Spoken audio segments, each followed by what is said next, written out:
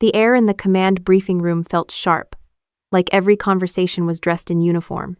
You could hear the polished boots before you saw their faces, men who thought they'd already seen the best the Navy had to offer.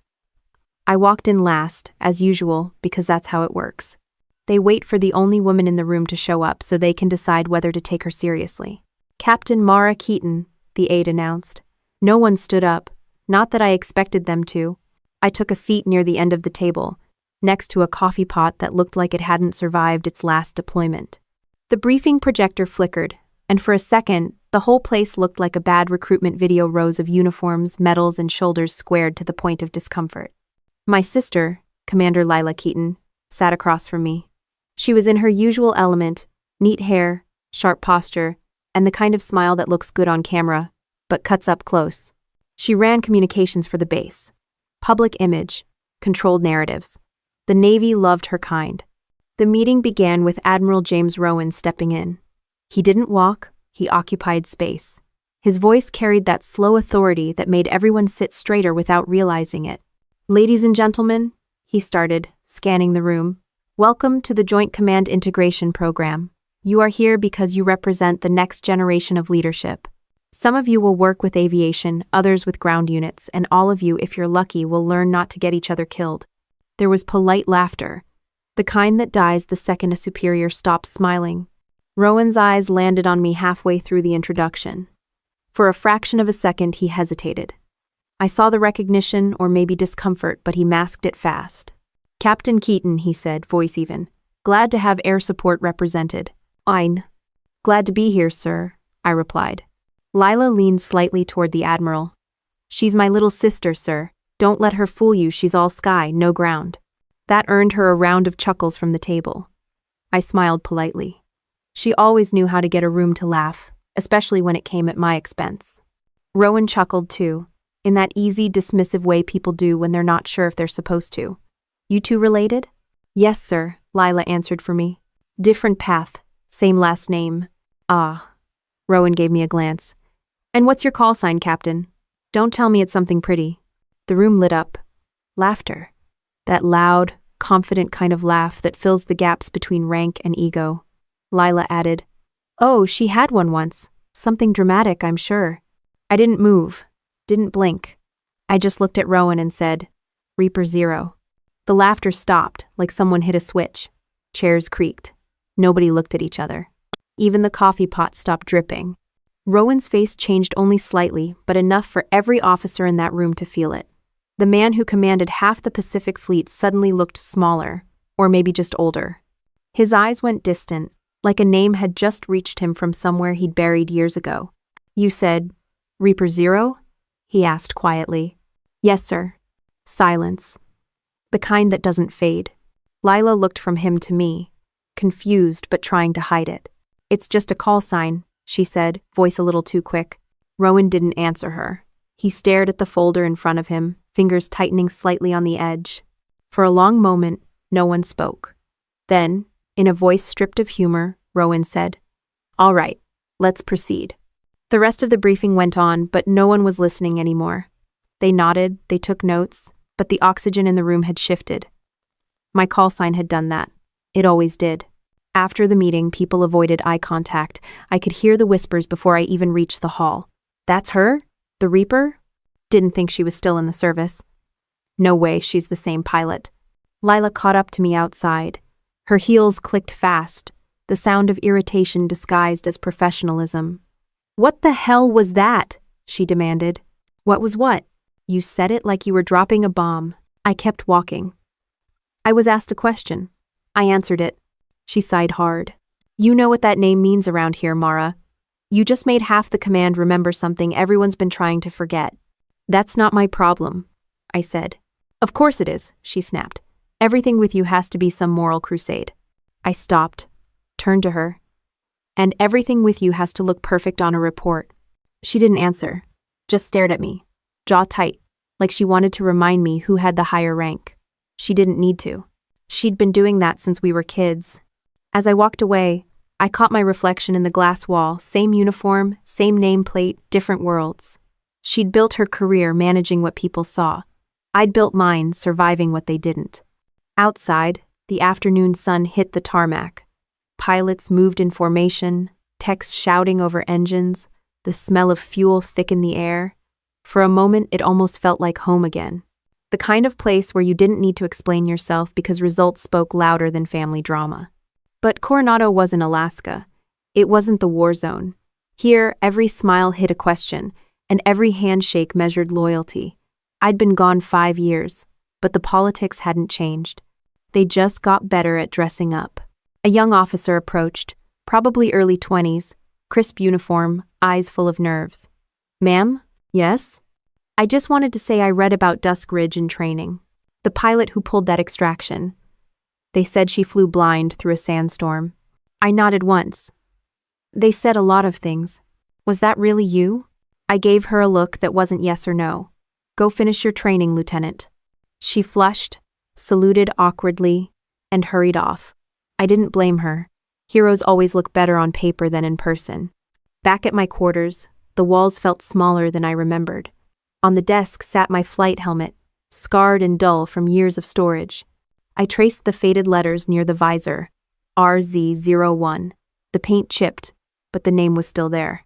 The base loudspeaker announced evening formation. I didn't move. I'd already stood in enough lines to know what people saw when they looked my way.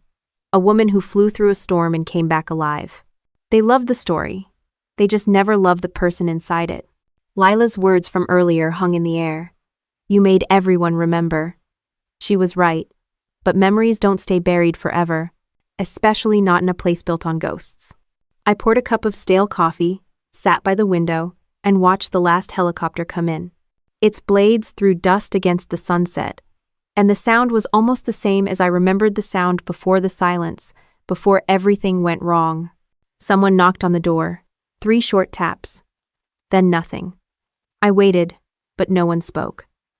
When I opened it, the hallway was empty, just an envelope on the floor, stamped with the Navy crest.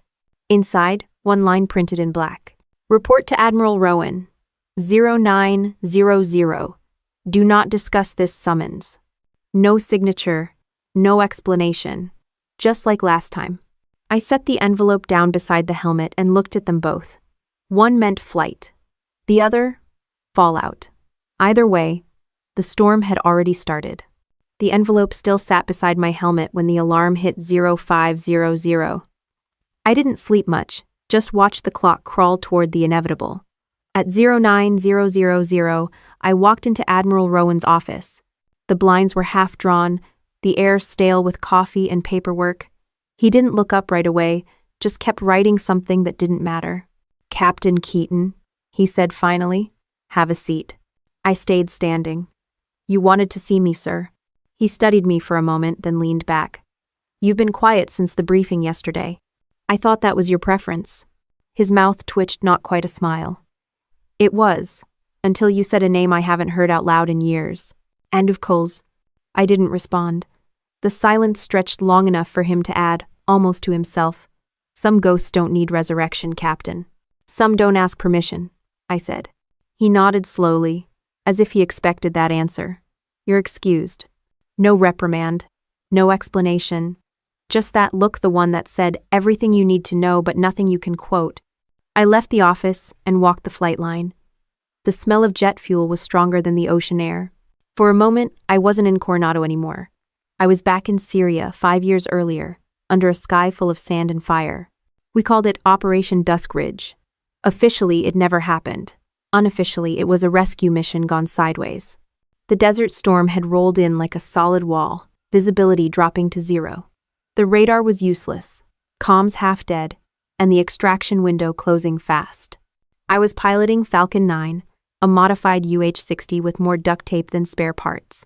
My co-pilot, Lieutenant Alvarez, grinned through his oxygen mask like a lunatic. "We're really doing this, huh?" "Apparently," I said. Command's voice crackled in through the static. "Reaper 0, you are ordered to abort. Repeat, abort." Alvarez looked at me. "We turning around?" "If we do, they die out there," I said. "So no." I pushed the throttle forward. The rotor screamed as we dove through the sand curtain. Every instinct said stop. Every training manual said the same. But training manuals don't bury men. Storms do. We flew blind, steering by GPS until that failed, then by the shimmer of muzzle flashes in the distance. When we finally broke through, I saw them 6 seals dug into a crater, surrounded by nothing but chaos. Visual on team. Initiating extraction, I said into the radio. Negative, negative, command barked back. Abort immediately. Copy, I said, cutting the line. We dropped fast. Alvarez jumped to the side door, waving them in. The storm howled so loud I couldn't hear their boots on the ramp. A man staggered in last face, bloodied, arm limp. He yelled something, but the wind swallowed it. His name patch read, Rowan. Let's go, Alvarez shouted. I pulled us up hard. The right engine coughed, sputtered, then caught fire. Warning lights lit up the dash. The bird bucked like it wanted to die with dignity. Engine 1 gone, Alvarez yelled. Then we land on one. Line. We hit the throttle, the helicopter shaking so bad my teeth hurt. The base lights were faint on the horizon, a ghost of safety. I held the sticks steady, praying it would hold long enough. When we hit the ground, the rotors chewed dirt. The rear gear collapsed, but we were down. Everyone lived. Everyone except the one who didn't. 3 days later, Lieutenant Evan Rowan died in a hospital bed. Blunt trauma, internal bleeding, the kind that hides until it wins. They told me I'd saved 6 lives. They told his father something else. A month later, the official report arrived. My name was there, but not my truth. The line, pilot requested abort denied by command, was gone. The name on the denial, Commander James Rowan, was also missing. The rewritten file said mechanical failure, not command error. It said the storm took him, not pride. When I questioned it, my CO told me, "That's above your pay grade, Keaton. Let it go." I didn't. But I learned when to stop asking. After Dusk Ridge, I transferred north to Alaska. The cold suited me. You can't hear ghosts over the wind. But the file never left my head. Neither did the sound of that kid's voice through the static. Tell my father the pilot did everything right. That line replayed more than any gunfire, more than any explosion, because he knew what was happening, and he said it anyway. The wind at Coronado carried the same dry hum as that storm. I walked along the pier that night, watching lights flicker on the water. The city looked peaceful, but peace isn't always quiet. It's just the sound of people pretending they've moved on. When I got back to my quarters, someone had slipped another note under the door. No envelope this time, just handwriting I recognized too well. Stop bringing up Dusk Ridge. Let it stay buried. LK. I crumpled it and tossed it in the trash. She should have known better than to warn me. Every time someone tells me to stop digging, I start packing a bigger shovel. The next morning, I found Nicole Vance, the young officer from the other day, waiting by the hangar. She looked like she hadn't decided whether to talk or run. Captain Keaton? Lieutenant. I looked up Dusk Ridge, she said quickly. The report's redacted, but the metadata, it shows edits. What kind of edits? She hesitated. Same timestamp, same credentials. Someone signed in from the Public Affairs Network. That was Lila's department. Nicole added quietly. Whoever changed it didn't just remove lines, they replaced them. I nodded. You didn't see that. I know, she said, but I did. There was a pause long enough for both of us to understand what that meant. Later that night, I walked past the comms building where Lila's office was. Lights still on, blinds shut. Her silhouette moved behind the glass, confident, calm, untouchable. I almost went in. Almost. But the door stayed closed, and so did she. Back at my desk, I opened the old mission folder I kept hidden in a hard drive. The photo was still there. Falcon 9 buried in sand, its rotors torn off. 6 men standing beside it, one missing from the frame. Me, younger, still thinking the truth would eventually clear itself. It never does. It just waits until you bring it back to life. I replayed the radio recording I had left, a few seconds of static, and my own voice calling, Reaper 0, inbound. Then the same silence that followed every bad mission. When the phone buzzed, it was a restricted number. I answered. A voice, low and careful. You're opening old wounds, Captain. Then maybe it's time someone stopped bleeding, I said. The line went dead. Outside, floodlights swept across the runway, catching the dust in the air. The hum of rotors carried across the base, a reminder that nothing in the Navy ever truly rests. I stared at the old helmet again. The paint around RZ-01 had almost faded completely, but under the light, it looked fresh, like something ready to fly again. The engines from the flight line still hummed when I stepped out onto the tarmac. The morning light had that clear California sharpness, the kind that makes even a concrete base look clean. A maintenance crew was running checks on a Seahawk, and the rotor blades chopped slow circles overhead. I stood for a second, watching them, feeling the vibration in my chest. It was the same sound that used to mean purpose. Now it just sounded like static. Someone called my name. "Captain Keaton!" I turned to see Lieutenant Nicole Vance jogging over, clipboard in hand, hair tied too tight for someone who'd probably been up since 4. "Sir, ma'am, sorry," she said, catching her breath. "Commander Rowan's briefing moved up to 0900. You're still on the flight roster." "I'm aware." She hesitated like she wanted to say something else. "They're saying you shouldn't still be on it." "That's what they said 5 years ago, too." Nicole tried not to smile but failed a little. "I'll make sure your clearance is still active." The way she said it told me she'd already checked. Smart kid. Probably too smart to last long in a system that hates questions. The hangar smelled like fuel, sweat, and metal polish. My name was still stenciled above a locker that shouldn't have existed anymore. Inside, my flight gloves, folded flight suit, and a photo of my old crew Alvarez grinning like a lunatic, me trying not to. It hadn't changed. Neither had the feeling in my stomach. When I stepped outside again, I saw Lila waiting near the staff cars, her sunglasses hiding the same eyes that used to roll every time I talked about flying. "You've got people talking," she said. "I noticed. You should have kept your mouth shut in that meeting." Didn't realize honesty was off limits. "It's not honesty that gets you in trouble, Mara. It's timing." I looked past her at the runway. Timing's what saved 6 men that night. She crossed her arms and buried another. That one landed.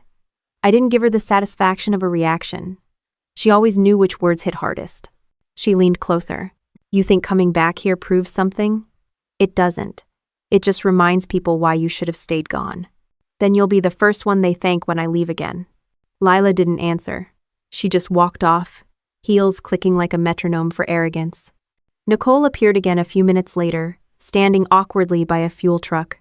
"Captain, do you really not talk to your sister?" "Depends on the day." I just thought it must be weird. Same base, same name, totally different worlds. "Not weird," I said. "Just predictable." She nodded like she wanted to understand but didn't. "If it helps, people are starting to figure out who you are." "That never helps." The command siren sounded, and the base speakers blared the next drill rotation. Nicole ran off, leaving me alone with the sound of engines warming up. I walked toward Hangar B, where an old Seahawk sat stripped to its frame. A mechanic was under the fuselage, swearing at a wrench. "You lost, ma'am?" he asked without looking up. "Just remembering." He laughed. "Yeah, this one's seen better days. Came out of Syria, right? Desert operation." "Dusk Ridge," I said. He looked up then, surprised. "You were there?" "Something like that." "Hell of a story," he said. "Pilot got everyone home in one piece." "Not everyone." He went quiet, then nodded. "Yeah, I heard that too." When I walked out, the air had cooled. The Pacific wind always came in early afternoon, cutting the heat like it didn't care whose day it ruined. It reminded me of the night I left Alaska, packing light, signing papers, pretending I wasn't coming back. Back in my quarters, my laptop pinged with an internal alert. Unauthorized access attempt. Keaton, L. Public Affairs Server.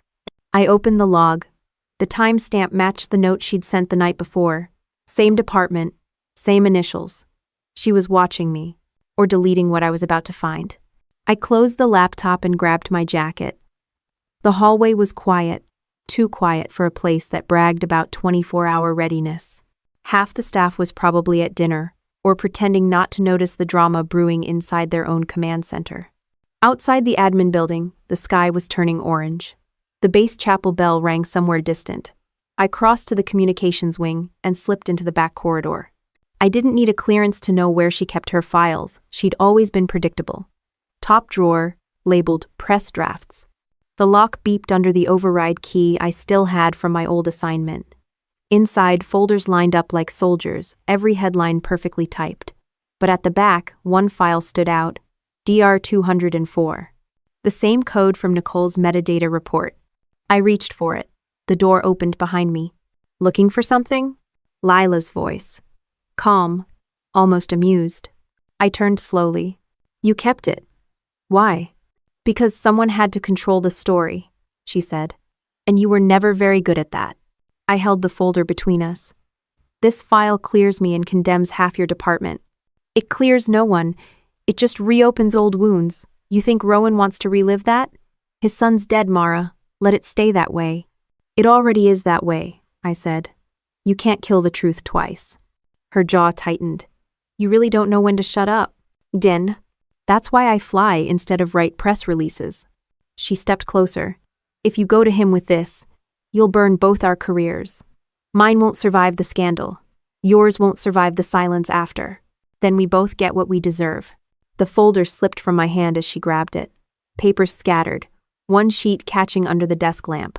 The header read, Request abort, denied by command. We both froze.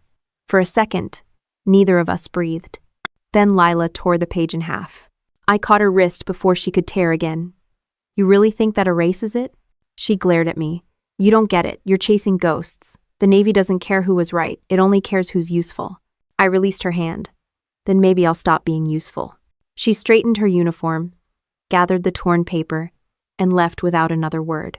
I stayed there, staring at the half page left on the floor. The ink was smudged, but the words were still legible enough to matter. That night, I sat by the window again, the base lights stretching out like runways into the dark. I thought about Evan Rowan, the kid who said I did everything right, and the father who never wanted to hear it. The wind off the water carried the sound of another helicopter taking off. The rhythm was steady, familiar, almost comforting. I didn't move until the last echo faded, leaving only the hum of fluorescent lights and the steady beat of something I hadn't felt in years, the need to see it through, no matter how deep it buried me. The sound of the helicopter faded into the dark, replaced by the hum of the fluorescent lights. I picked up the half-torn report from the floor, smoothing it flat against the desk. The signature line was shredded, but the printed name was still there, Commander James Rowan. The same name that everyone swore had never appeared on any official record. I folded the page and slipped it into my pocket. If Lila had been desperate enough to destroy it, then it mattered. And in the Navy, anything that mattered was either classified or dangerous. Usually both. When I walked out of the comms building, the night air hit colder than I expected. The base was quiet except for the occasional bootsteps of patrol. A few young officers nodded as I passed. Some out of respect, others out of curiosity. It didn't matter. The whispers would come either way. My quarters were dark when I got back, but the door was unlocked. Someone had been inside. Everything looked untouched except the desk. My laptop lid slightly ajar, a faint glow still on the screen. I moved closer. The file I'd left open earlier, the flight roster, had been replaced by a blank window. Then a message flashed across the display. Access denied. System security notified. I closed the lid and unplugged the power cord. If they wanted to track me, they'd have to do it the old-fashioned way. I took the torn page out of my pocket, taped it back together as best I could, and slipped it between the pages of my notebook. Then I poured a glass of water, sat down, and tried to think. Every move I made from here on out was either going to clear the truth or bury me with it. At 0600, a knock hit the door. 2 MPs stood outside, all squared shoulders and empty expressions. Captain Keaton, one said. Admiral Rowan requests your presence. I glanced at their holstered sidearms. Does request come with armed escort now? Protocol, ma'am. They didn't speak on the ride. The vehicle hummed quietly down the concrete road toward the main administrative building. The kind of silence that tells you people already decided what story they're going to tell, and you're just there to play your part. Rowan's office was dim, blinds drawn again. He sat behind the desk, the same folder open in front of him. Not mine this time, his. Sit down, Captain, he said. I stayed standing. I'd rather not. He ignored that. You've been accessing restricted data systems. I was looking for the truth. Nope. And what truth would that be? The one you buried under Dusk Ridge. His jaw clenched slightly. You think I ordered that operation wrong? I don't think. I know. I was there. He leaned forward. And I was the one sending you those orders. You think I wanted my son in that mission? You think I wanted to read his name in the casualty report? Then why erase the line that proves it? His eyes met mine, sharp but tired. Because the Navy doesn't need another scandal. Because I don't need another dead name attached to my command. You mean your legacy? The pause after that was long enough to make the air in the room heavy. Then he said quietly, "Be careful what you dig up, Captain. You might not survive the truth." I stepped closer to the desk, the same distance I'd kept between us in the briefing room. Surviving's not the problem, sir. Living with it is. He didn't look away, but I could see the guilt in the stillness of his hands. When I left, he didn't stop me. Maybe he couldn't. Outside the office, Nicole Vance was waiting in the hallway. "Ma'am, I've got something you should see." We walked toward the server room, her voice low. "I pulled the system logs you asked for. There's more than one edit." "How many?" 4. All within the same week. All under different clearance levels. She stopped in front of a terminal, inserted a drive, and brought up the data. Lines of code scrolled fast. 2 edits came from public affairs, 1 from command data operations, and 1 from the Admiral's private terminal. That last part hung in the air. Nicole turned to me. "Someone's been covering multiple tracks. Whoever it was didn't just want the truth hidden, they wanted it rewritten." I nodded. "Make a copy of everything. Keep one for yourself. If I go missing, send it to Naval Oversight." "Go missing?" she said, half joking, but not really. Just covering the odds. My. We parted ways near the mess hall. She went to her barracks. I headed toward the hangars. Lila stood outside, cigarette between her fingers, pretending not to smoke. "You don't even like those," I said. She shrugged. "Makes people nervous. That's useful. So is telling me the truth." She exhaled smoke. "I told you last night, drop it." "Too late." "Then you're going to regret this." "Maybe," I said, "but at least I'll regret something real." Or.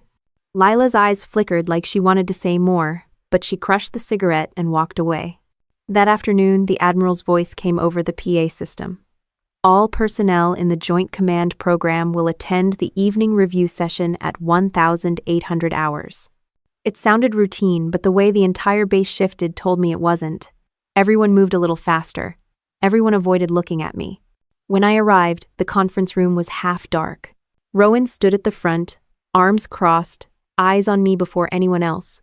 "Captain Keaton," he said, "we'll start with your input on yesterday's flight coordination." I kept my tone steady. "The current response structure is inefficient. Delayed chain of command creates operational risk." He nodded. "You'd know about that." It was bait. I didn't take it. Lila sat at the far end of the table, expression neutral, but hands tense. She knew something was about to break. "Anything else, Captain?" Rowan asked.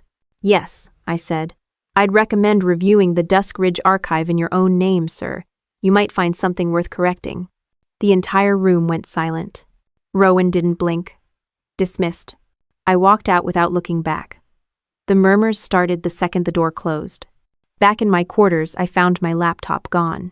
The desk drawer was open. The notebook where I'd hidden the taped page was missing, too. I searched the floor, the waste bin, the bed, nothing. Then I noticed the envelope again, the one from 2 nights before.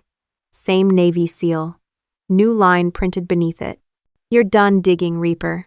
The paper smelled faintly of cigarette smoke. I crumpled it and threw it in the sink, turned on the tap, watched the ink bleed down the drain. The water hissed like the base generators outside, steady, cold, and unforgiving. Somewhere across the runway, a transport lifted off, its lights cutting through the fog. I stood at the window, watching until they disappeared. The reflection on the glass showed a woman in uniform who still carried too many ghosts, but whose eyes were finally focused again. The kind that stop waiting for permission to do the right thing and just start doing it. The reflection in the window showed the kind of face that had stopped caring what command thought. I buttoned my jacket and walked out into the damp morning. The base looked normal: morning drills, pilots jogging, aircraft maintenance crews yelling over engines, but people turned their heads when I passed. Whatever Lila and Rowan had done, the story was spreading faster than any official order. Inside the mess hall, the noise cut the tension. Forks clattered against trays, and coffee steam mixed with the smell of disinfectant. I took a seat near the back, where officers usually pretended not to see each other. Nicole slid into the seat across from me carrying 2 mugs. "Thought you might need caffeine," she said. "Good call," I replied. She lowered her voice. "Word is you're being pulled from the flight roster. Effective tomorrow." I didn't even blink. That didn't take long. "It's coming from above, Rowan. Somebody wants this over quietly." "Then they shouldn't have let me stay alive," I said. Nicole smirked. "You don't plan to go quietly, do you?" "I've tried it. Didn't work." Before she could reply, a voice echoed from behind us. "Captain Keaton." I turned. Admiral Rowan stood in the doorway. The entire mess hall froze. Even the coffee machine hissed to a stop. "Walk with me," he said. Outside, he didn't speak right away. We walked along the perimeter fence, boots crunching on gravel. He finally said, "You're making enemies fast." "Head?" "I've been making them since I was 22, sir." "I read the access logs," he continued. "You've been inside restricted systems. You've talked to Lieutenant Vance. You've confronted your sister, all while under my command." "Your command?" I asked. "Last I checked, I was reassigned here by the Pentagon." He stopped walking. "You think this is about one report? It's bigger than you, Captain." "Everything's bigger than me," I said. "That's what people tell me before they bury the truth." "And 60. Rowan's gaze hardened. "You're dismissed from flight duty. Effective immediately." "That's not an answer. It's the only one you're getting." He walked away, leaving me in the wind. The order hit within the hour: temporary suspension, pending review, my ID access restricted, my name quietly removed from the active operations list. By noon, my inbox was empty. By 2, I was invisible. Nicole found me again that afternoon, sitting by the hangar doors, watching a team refuel a Seahawk I'd trained half of them to fly. "You're grounded?" she asked. "Looks that way." She sat beside me, arms resting on her knees. "You could file a formal complaint." "I could," I said. "But complaints go to the same people who signed off on the cover-up." She hesitated, then said, "My father worked logistics during the war. He said once, if a file disappears, it means someone more powerful needed it to." "Your father sounds like a man who understood the system. He also said people who fight it end up alone." I looked at her. He wasn't wrong. The wind kicked up dust across the runway. The hum of rotors filled the distance again, a sound I couldn't touch anymore. Later that evening, the corridors were quieter than usual. Officers avoided eye contact, as if guilt could be contagious. I walked past Lila's office, light spilling under the door. She was inside, on a call. "Yes, sir," she was saying. "It's under control. She won't pursue it further. I'll make sure the remaining file is destroyed by end of week." I pushed the door open. "That's an interesting definition of control." Her face drained of color. "Mara." I crossed the room and ended the call with a single tap. "Who were you talking to?" "You don't want to know. Try me." She folded her arms. "The Department of Naval Communications. They don't want this going public. Neither do I." I looked at the desk. A folder marked Internal Communications Audit lay half open. "You're deleting it, aren't you?" She exhaled. "You think the Navy survives if every mistake gets dragged into the light? You think the press won't twist it? You think Dad—" "Don't," I said sharply. "Don't drag him into this." Her tone dropped. "He believed in the chain of command. You used to, too." End quote. I believed in it until I saw it break people. For a second she softened. "You don't have to fight everyone, Mara." "I'm not fighting everyone," I said. "Just the ones who lie." I turned to leave. She grabbed my arm. "If you go any further, they'll make sure you disappear in the paperwork. You'll lose your clearance, your pension, everything." I pulled away. "You already erased me once. You don't get to do it again." Outside, the air felt heavy with humidity.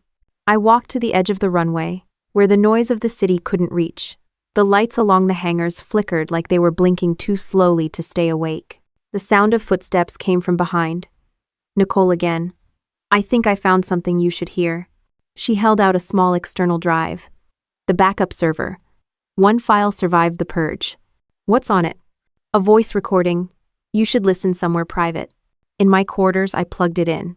Static filled the speakers, then voices distorted, broken by interference. "Evan Rowan. Request abort. Repeat. Request abort. Unknown voice. Negative. Proceed with extraction. Evan. Copy. If this goes wrong, tell my father the pilot did everything right. The line went dead after that. The room felt smaller than ever. Nicole stood by the door, eyes wide. It's him, isn't it? Yeah, I said quietly. It's him. What will you do with it? I closed the laptop. First, make sure it doesn't vanish again. We made 2 copies, one stored on her private drive, one hidden inside my helmet case. Redundancy wasn't paranoia. It was survival. When she left, I sat in the dark, the sound of Evan's last words looping in my head. It wasn't the storm that killed him. It was pride. Pride and the silence that followed. Outside, the base siren wailed for evening curfew. The floodlights came on, washing everything in harsh white. I caught my reflection again, same uniform, same rank, same weight behind the eyes. The voice on the recording faded into static, but the last word lingered like a heartbeat. Right. I stood, opened the window, and let the cold wind flood the room. Somewhere out there, Rowan was probably staring at his own ghosts. He wasn't the only one.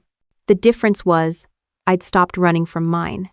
The wind coming through the window carried salt and jet fuel. I closed it, locked the latch, and sat down at the desk. The drive Nicole had found sat next to my helmet, a small piece of metal holding more truth than most people in command would ever admit existed. I stared at it for a long minute before plugging it in again. The audio opened the same way, static, then Evan's voice cutting through it. The background noise was almost louder than him. Wind, gunfire, the chaotic rhythm of a dying mission. Request abort, he said again. Repeat. Request abort. The pause that followed wasn't long, but it carried everything. Then the denial. Negative. Proceed with extraction. That second voice was calm.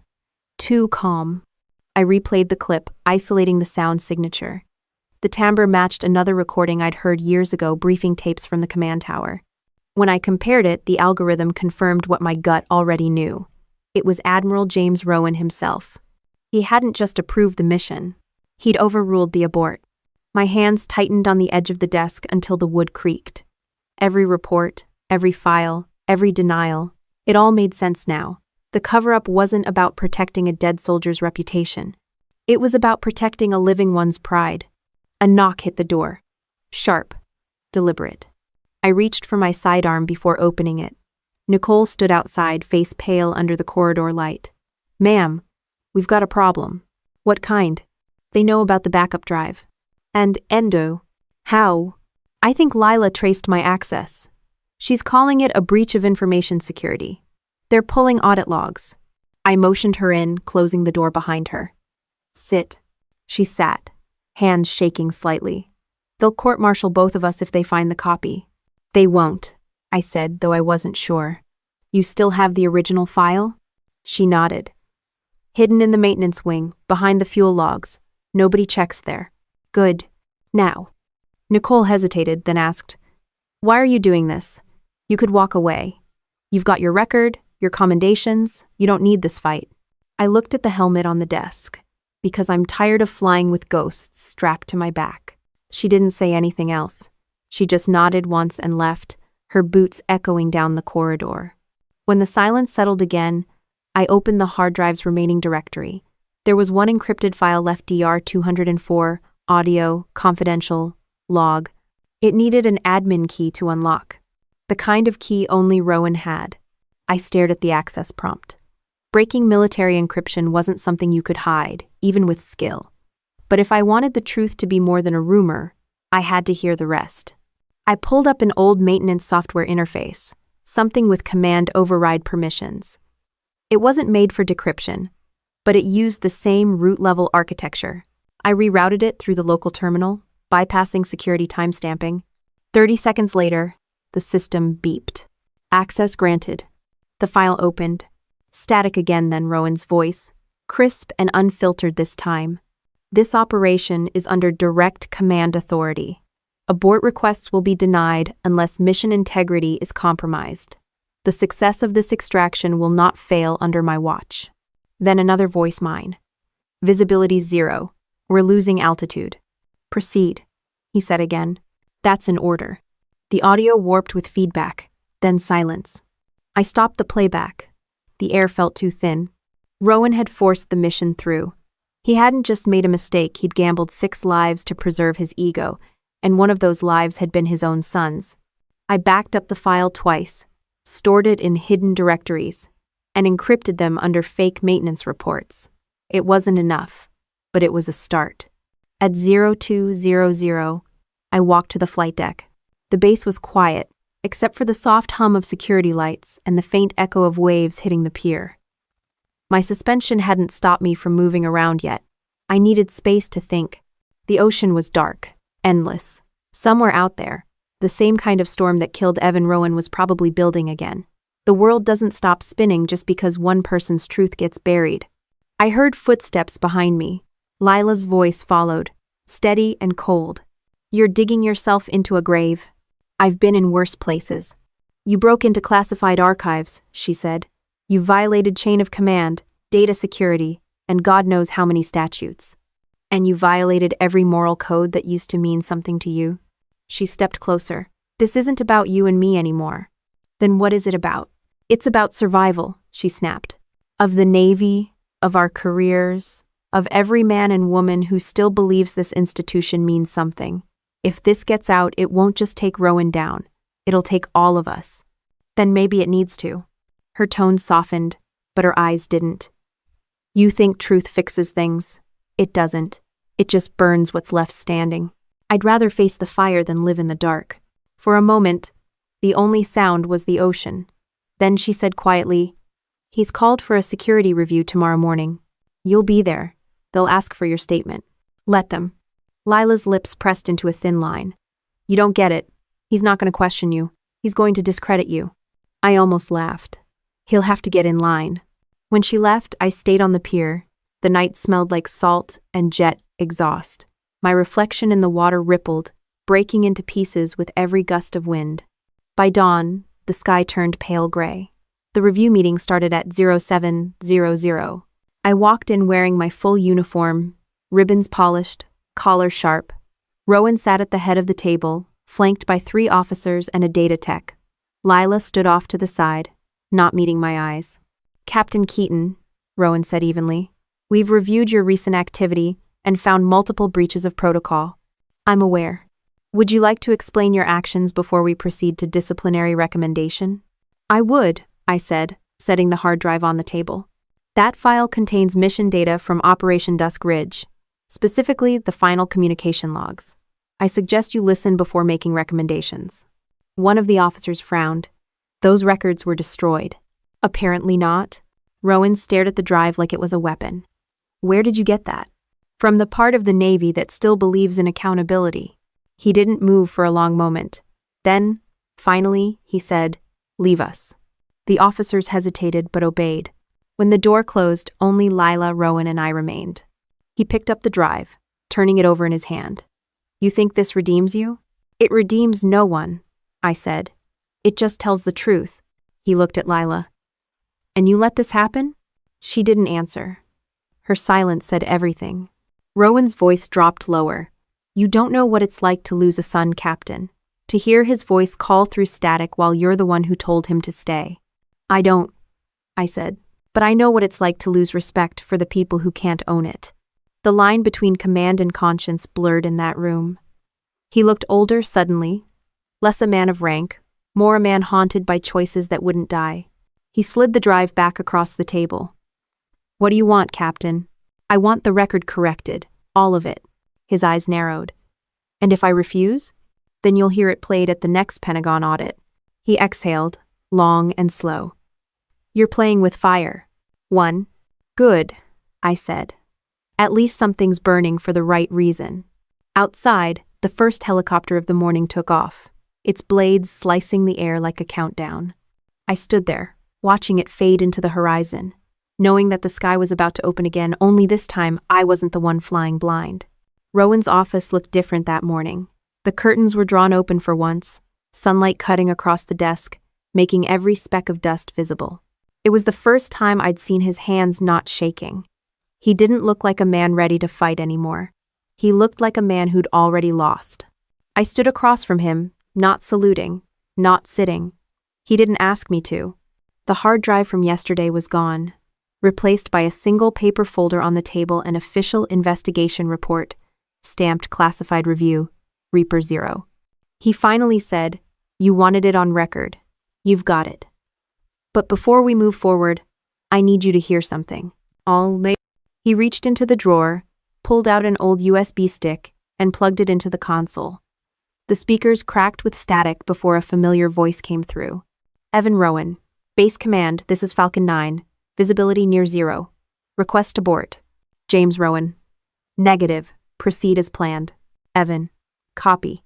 If we don't make it, tell Dad, tell him the pilot did everything right." The playback stopped. For a moment, all I heard was my own breathing. He turned off the recording. That's what I've listened to every month for 7 years. It's the only time I still hear his voice. I didn't say anything. There wasn't anything to say that didn't sound smaller than the truth sitting between us. He looked up. I deleted the line from the report. I buried the evidence. I told myself I did it to protect the unit's morale, but that was a lie. I did it because I couldn't stand knowing my own order killed him. Then why keep punishing everyone else for it? I asked. He laughed softly. No humor in it. Because it was easier to hate other people's courage than face my own failure. The door opened behind me. Lila stepped in, her uniform sharp as ever but her face pale. "They're waiting, Admiral. The review board's ready."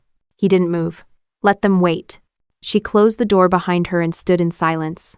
For the first time, she looked smaller than I remembered. "I tried to stop her," she said, eyes flicking to me, "but she wouldn't quit. You can't bury something forever in this place." Rowan nodded slowly. "You were following orders. From me." Her voice cracked a little. "I was following fear. I watched the two of them, the Admiral who'd carried his guilt like a medal, and the sister who'd carried his lies for him. It hit me that for all their authority, neither of them had ever learned how to stand still in the truth." I said, "You could both still do the right thing." Rowan exhaled. "What does that look like, Captain? Admit what happened. Out loud. Not in a file, not in some memo no one reads. Say it where it counts." He rubbed a hand across his face. "You think Command will listen? They won't have a choice." Lila finally spoke again. "If this goes public, it'll destroy careers. Not just ours." "Then maybe those careers needed destroying," I said. Her shoulders dropped like she'd been holding her breath for years. "You don't understand what happens when the media gets hold of something like this. It won't be about the truth. It'll be about blood." "I'm not here for their headlines," I said. "I'm here for closure." Rowan stood. The movement was slow, deliberate. He opened the door. "We're going to the boardroom." Lila froze. "Sir, that's not protocol." He looked at her. Neither was ignoring that abort call. And oh, the hallway outside was lined with glass panels and portraits of men who'd retired with clean reputations and dirty consciences. We walked past them in silence, the three of us like a formation nobody asked for. When we entered the boardroom, everyone turned. There were 7 officers seated, a flag behind them, and a digital recorder blinking red on the table. Rowan took the head seat. "This proceeding is now on record." "No." The presiding officer, a Rear Admiral from Washington, said, "Admiral Rowan, we're reviewing allegations of procedural misconduct during Operation Dusk Ridge. Are you prepared to respond?" "Yes," he said. His voice didn't shake. "The allegations are true." The room went still. He continued, "The mission should have been aborted. Lieutenant Evan Rowan requested it 3 times. I denied each one. I overrode protocol and cost 2 lives, including my son's." "That." The presiding officer blinked, uncertain whether to speak or let him keep going. "I falsified the report afterward," Rowan said, "with assistance from public affairs. The pilot, Captain Keaton, was not at fault. She executed the mission under impossible conditions and saved 6 other men. The name Reaper 0 should be remembered with honor, not shame." The silence after that was deep enough to make the air hum. One of the officers cleared his throat. "Admiral, these are serious admissions. You understand the consequences?" "I do," Rowan said. Lila sat perfectly still beside him, her hands folded, her face unreadable. When the questioning started, I watched from the back of the room. Every word he said cut another string he'd tied around his own neck years ago. He didn't justify, didn't excuse. Just facts, clean and brutal. At one point, the presiding officer asked, "Why now?" Rowan's eyes shifted toward me. Because someone reminded me what leadership is supposed to look like. When it was over, the board requested a recess. The officers filed out, murmuring to each other. Lila stayed seated, staring at the empty table. "It's over," she said softly. "No," I told her. "It's honest. There's a difference." She finally met my eyes. "I didn't mean for it to get this far. I just thought if I could protect him, maybe I'd protect us too." "You did what you thought was loyalty," I said. "But loyalty without truth isn't worth much." Her hand trembled slightly. "Do you hate me for it?" I thought about the nights I'd cursed her name, the years I'd spent building a wall around that silence. Then I shook my head. "No, you're my sister.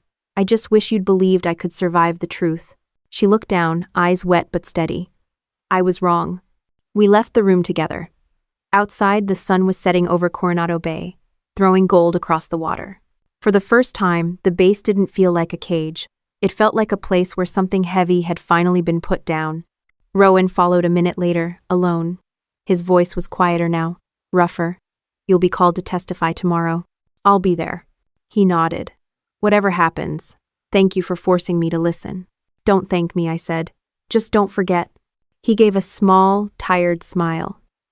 "That's the hardest part." "All." The evening flag lowered in the distance, the bugle call echoing across the base.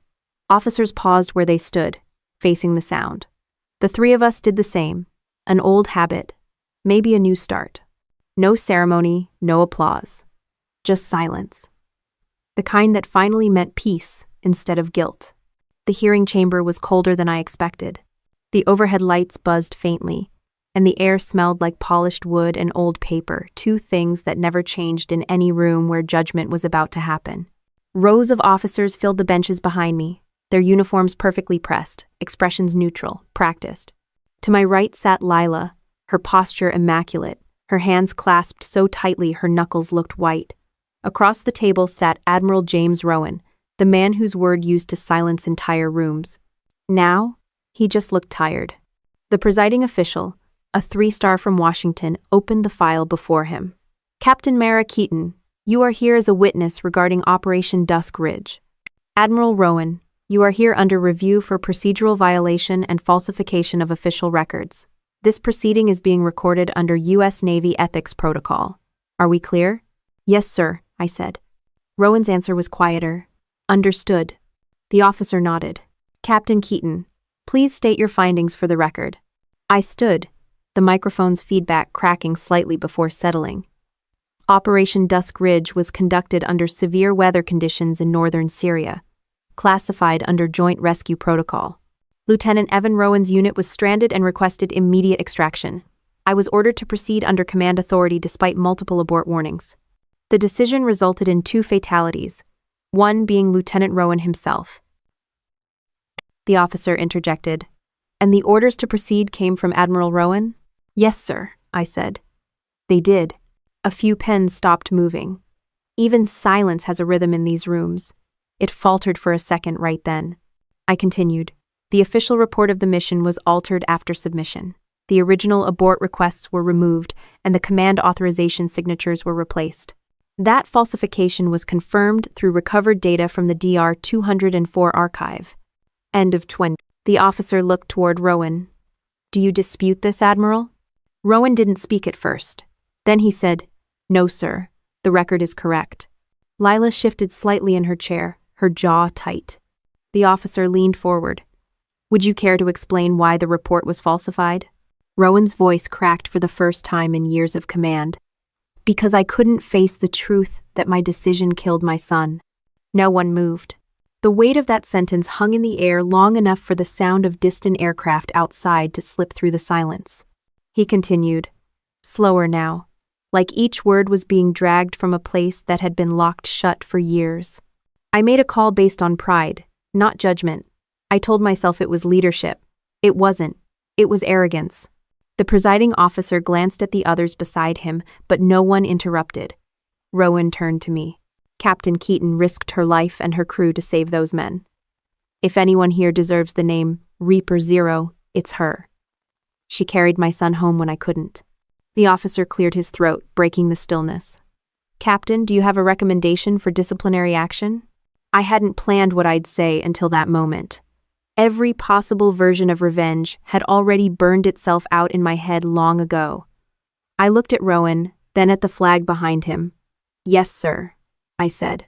I recommend reassignment, not removal. The officer frowned. Explain.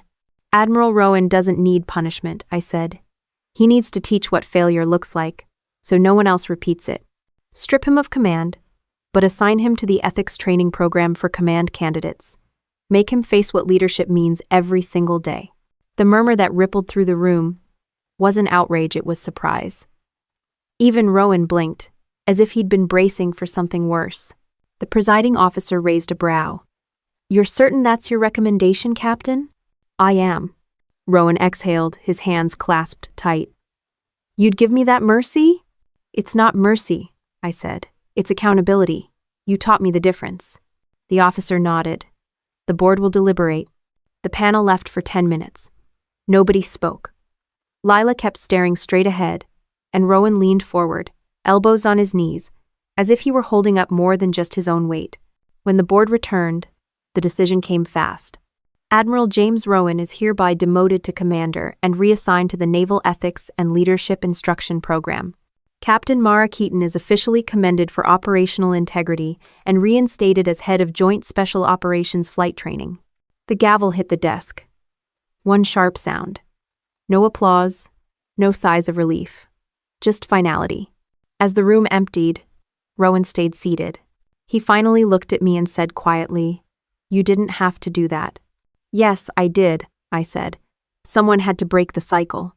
Lila stood too, smoothing her uniform like it was armor. "So that's it? Just like that?" "Just like that," I said. Outside, the corridor smelled faintly of polish and coffee. Officers walked past, whispering under their breath. Some nodded to me, others looked away. Respect and discomfort often sound the same in places like this. Rowan caught up to me near the exit. "You once said surviving isn't the same as living," he said. "You were right." I met his eyes. "Now you get to prove it." He gave a small nod. "If I do, it'll be because of you." "Then make it count," I said. Lila joined us by the door. "They'll write about this, you know. People will twist it, make it something it's not." "Then let them," I said. "They'll still have to say the word truth somewhere in there." We walked outside together. The sun was bright, too bright after the sterile light inside. The base looked alive again.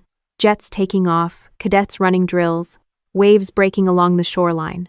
Everything moved forward, as if the world didn't just shift a little under its own weight. Rowan paused near the flagpole. "You know, I used to think the Navy was built on victory," he said. "Turns out, it's built on the people who survive their mistakes." I smiled faintly. "That's the only kind of strength that lasts." "Ardix." He extended a hand. I took it. No ceremony, no forgiveness speech. Just a handshake between two soldiers who'd finally stopped lying to themselves and everyone else. As he walked away, the wind caught his jacket, lifting the edges slightly, revealing the insignia that had just been stripped of its rank. He didn't hide it. He wore it like a scar that didn't need covering anymore.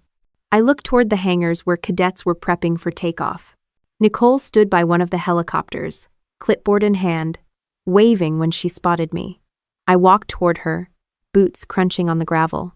"Word spreads fast," she said, grinning. "They said you're back on duty." "Looks like it. You think he'll really do it, teach ethics?" "I think he'll try," I said. "That's more than most ever do." She nodded, glancing up at the sky. "You know, they'll be talking about this for years." "Then they'd better learn something from it," I said. A squadron roared overhead, the engines echoing across the bay. The sound rolled through my chest, familiar again, no longer heavy. For the first time since Dusk Ridge, I didn't feel haunted by it. It just sounded like flight.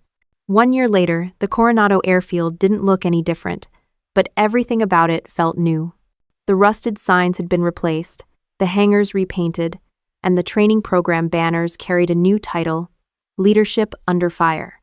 I stood near the back of the grandstand, the sun sharp against my face, watching a new class of cadets file into formation. They were impossibly young, full of that mix of confidence and fear that every soldier has before they find out what the word responsibility really means. The announcer's voice came over the loudspeakers. "Please welcome Commander James Rowan, Director of Leadership, Ethics, and Command Responsibility." He walked up the steps slowly, his hair now gray at the temples, uniform clean but stripped of the extra stripes. He didn't look diminished. He looked human. The kind of man who'd spent a lifetime shouting orders and had finally learned what silence could teach him.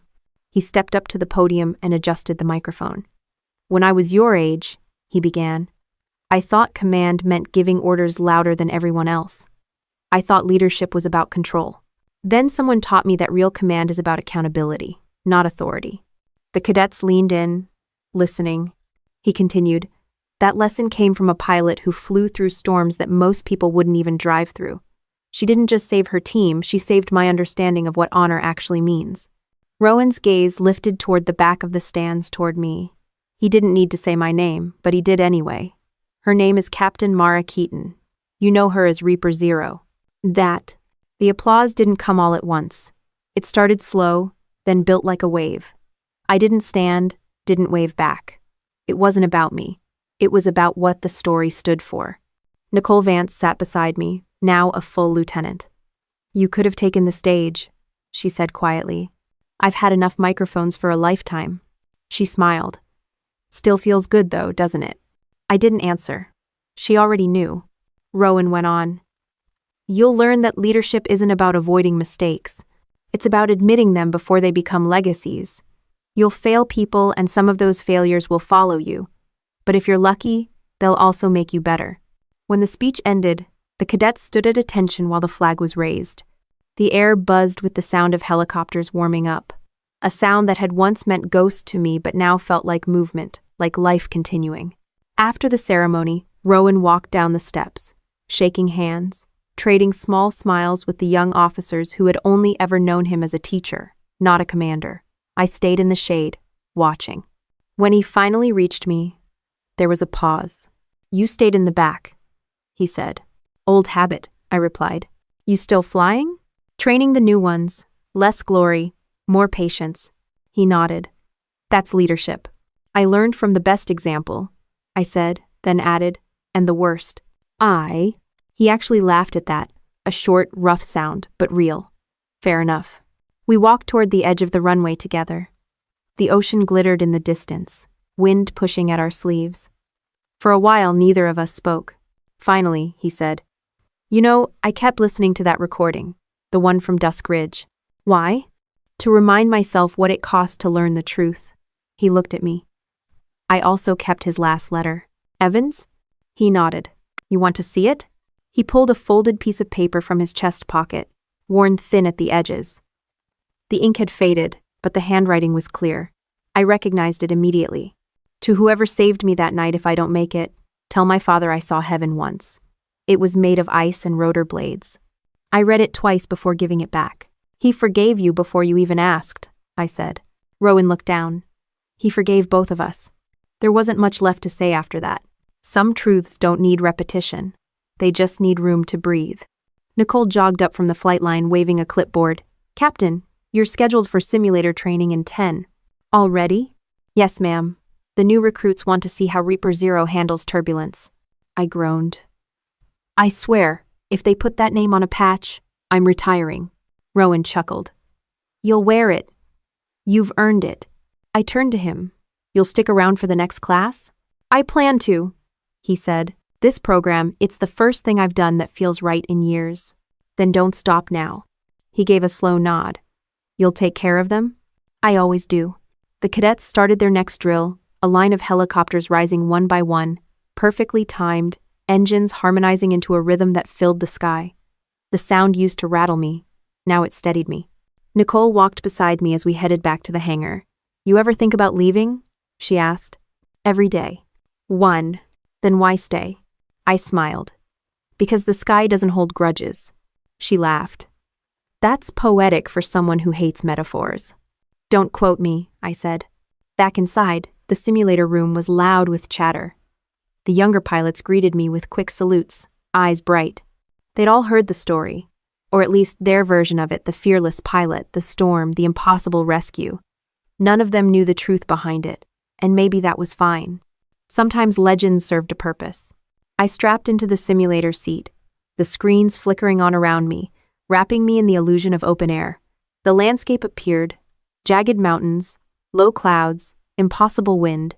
My hands found the controls automatically. Nicole's voice came through the headset. Ready? Always. The simulation kicked in. Wind roared in my ears, the horizon tilting, alarms flashing familiar chaos. My pulse didn't spike. My breathing didn't quicken. This time, I wasn't fighting the storm. I was teaching it how to pass. Nice and steady, Nicole said. Your students are watching. Then I hope they're learning something useful. You mean besides not crossing you? Exactly. When the simulation ended, the cockpit doors opened and the recruits applauded. I waved them off, trying not to grin. Don't clap. Learn to land without wrecking the damn bird first. Laughter rippled through the room, light and real. Outside, the sun was starting to dip, painting the tarmac in gold. Rowan was still standing near the podium, hands clasped behind his back, watching the horizon. I joined him again, just for a moment. He didn't speak. He didn't have to. The silence between us wasn't heavy anymore, it was just there, calm, settled.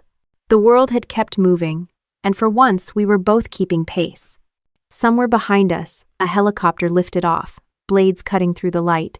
The reflection glinted off the glass just enough to catch my eye, and in that flash I saw not ghosts, but possibilities.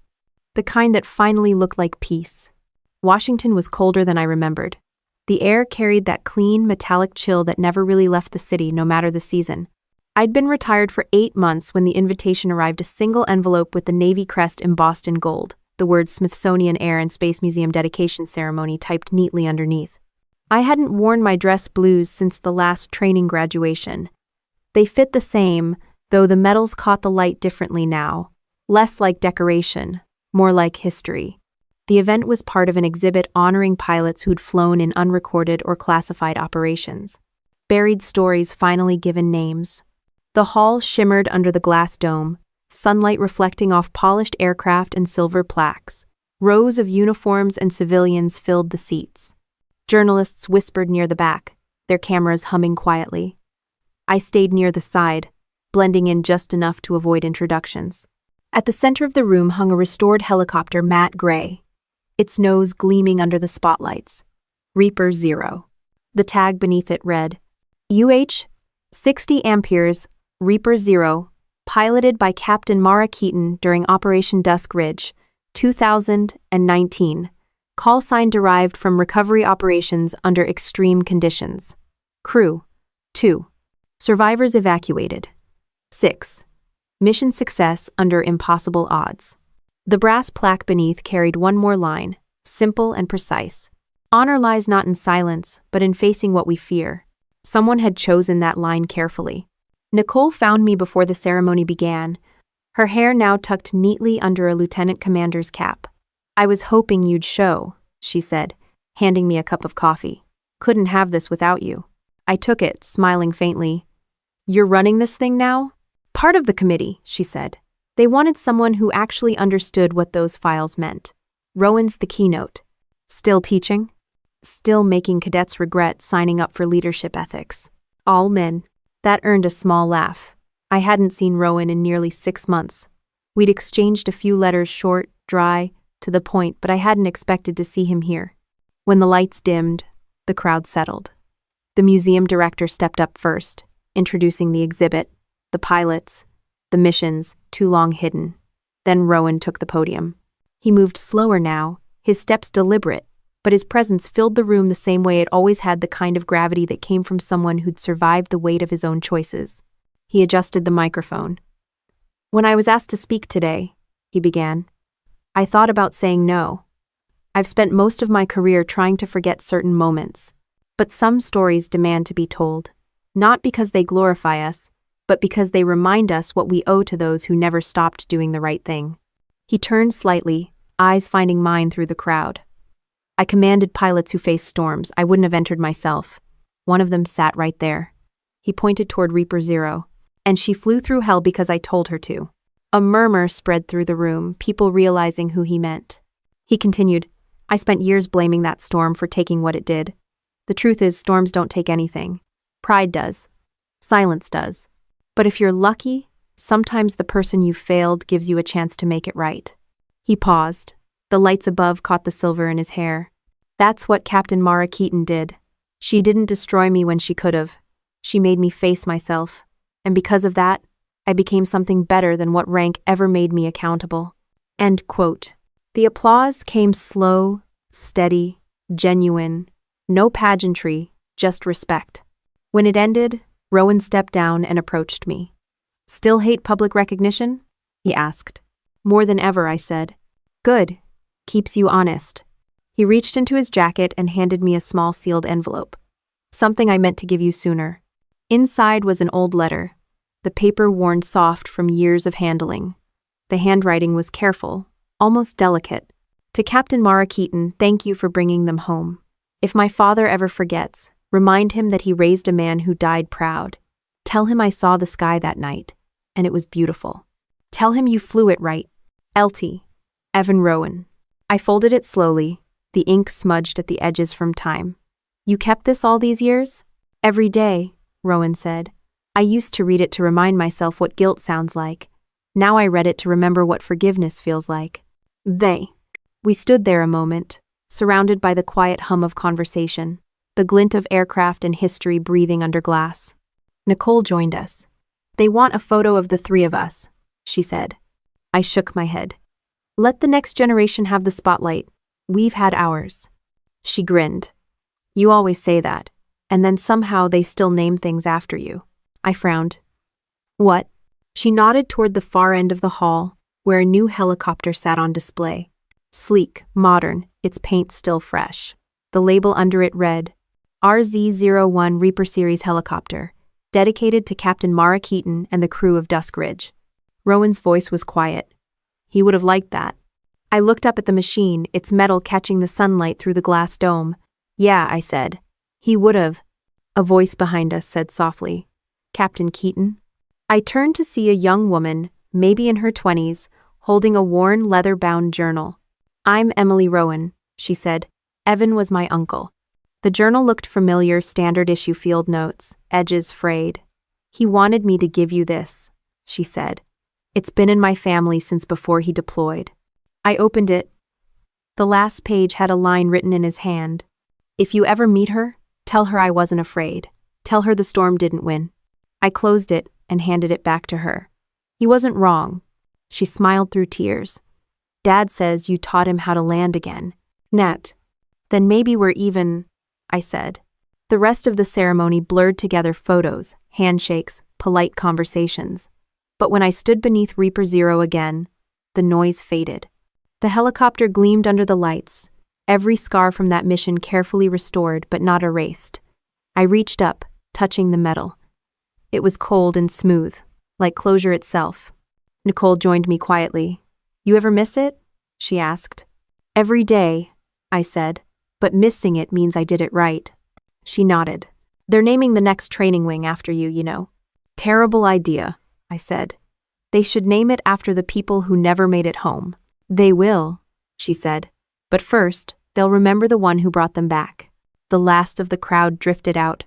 The museum lights dimmed to twilight hues, and through the glass ceiling I could see a new helicopter cutting across the Washington skyline, its rotors glinting gold in the sunset.